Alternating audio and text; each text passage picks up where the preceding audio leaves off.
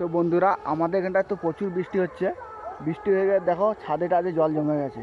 তো আপনাদের বাড়িতে যদি এরকম ছাদ থাকে তো একটু চেক করে নেবেন, ছাদে জল জমা হয়ে গেছে। এই যে পাতা আছে না, এই পাতা টাতা পড়ে অনেক সময় জল জমা হয়ে যায়। তো জল জমা হয়ে গেলে খুব অসুবিধা হবে, ছাদ টাদ বাস্ট হয়ে যেতে পারে।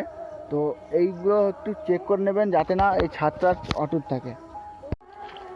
তো এত জল জমা হয়ে গেছে।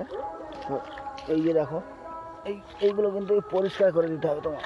এইভাবে প্রত্যেকটা ছাদে কিন্তু এইভাবে চেক করতে হবে, কারণ জল জমা হয়ে গেলে ছাদ বাস্ট হয়ে যায়।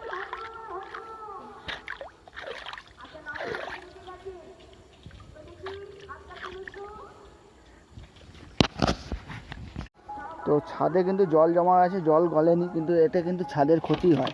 সেই জন্য এই যে পাতাগুলো জমে পড়ে আছে, এই পাতাগুলোকে পরিষ্কার করে দিলে এবার জলটা গড়ে চলে যাবে। এই গাছপালা থাকলে এই সমস্যা হয়, এই পাতাগুলো হচ্ছে পাইপের মুখে জমে গিয়ে জল আটকে যায়।